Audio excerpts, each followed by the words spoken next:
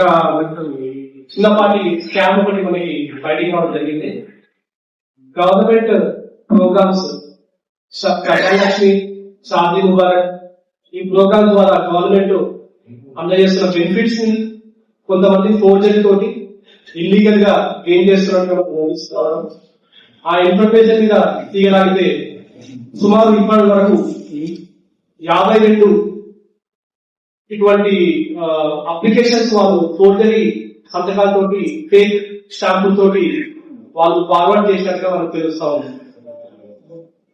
ఈ ప్రాసెస్ లో ఇందులో 36 అప్లికేషన్స్ ఆల్రెడీ అమౌంట్ శాంక్షన్ కూడా అయిపోయి వాళ్ళకి వచ్చింది.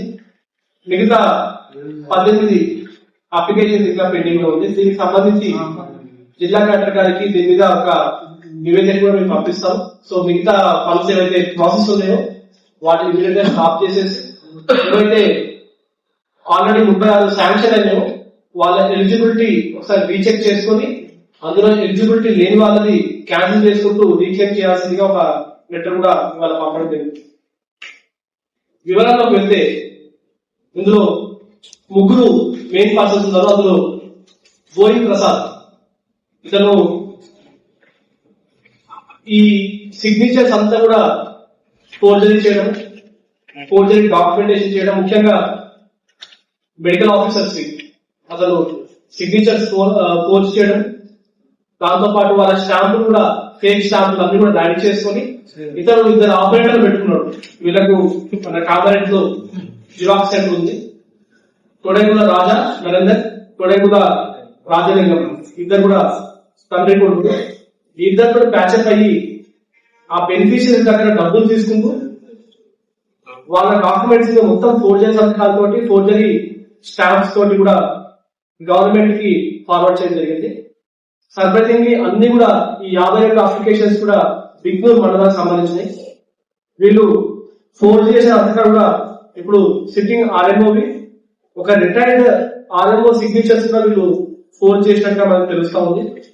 అదే కాకుండా న్యాచురోపతి మెడికల్ ఆఫీసర్ కూడా సిగ్నేచర్స్ కూడా వీళ్ళు ఫోర్జ్ చేసేసి డాక్యుమెంట్స్ ఫార్వర్డ్ చేసి మనకు తెలుస్తా ఉంది. వీళ్ళ మధ్య నుంచి మనము కంప్యూటర్, ఆ ఫోర్జరీ డాక్యుమెంట్స్ క్రియేట్ చేయడానికి monitor and keyboard, mouse, mobile phones, నకిలీ రబ్బర్ స్టాంపులు, ముద్రలు, స్టాంప్ ప్యాడ్స్ అండ్ నకిలీ సంతకాల కోసం యూజ్ చేసిన పెన్నులు, మిగతా ఎక్విప్మెంట్స్ అన్ని కూడా ఫోర్జ్ చేయడం జరిగింది. ఎవరైతే ఈ మెయిన్ గోయిని ప్రసాద్ ఉన్నాడో ఇతడు ఒక డిసెబిలిటీ ఐడి కార్డు సర్టిఫికేట్ కూడా ఫోర్జ్ చేసుకొని దాని ద్వారా ఒక ఆర్టీసీలో కన్సెషన్ బస్ పాస్ కూడా తీసుకోవడం జరిగింది. అదే కాకుండా ఇతను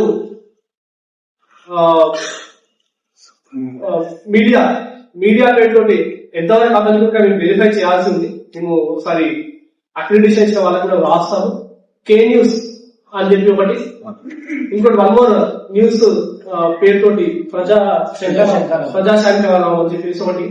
అది నిజంగా అతనికి ఆథెంటిక్ కాదని మేము వెరిఫై చేయాల్సి ఉంది. ఇవన్నీ కార్డు పెట్టుకుని ఇతను ఒక రకమైన బ్లాక్ మెయిలింగ్, దాంతో పాటు ఈ ఫోర్జరీ యాక్టివిటీస్ లో కూడా అతను పార్టిసిపేట్ చేస్తా ఉన్నారు.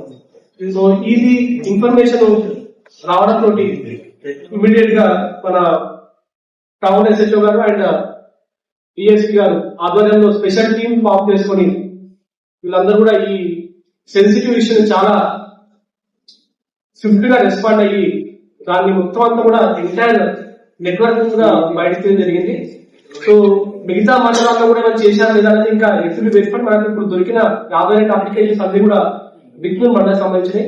దీనికి కూడా దీనికి సంబంధించి ఎంటైర్ ఒక రిపోర్ట్ కూడా గవర్నమెంట్ కూడా పంపడం జరుగుతుంది. అండ్ ఆల్సో ఒకటి రిపోర్ట్ డిస్ట్రిక్ట్ కలెక్టర్ కూడా పెట్టడం జరుగుతుంది.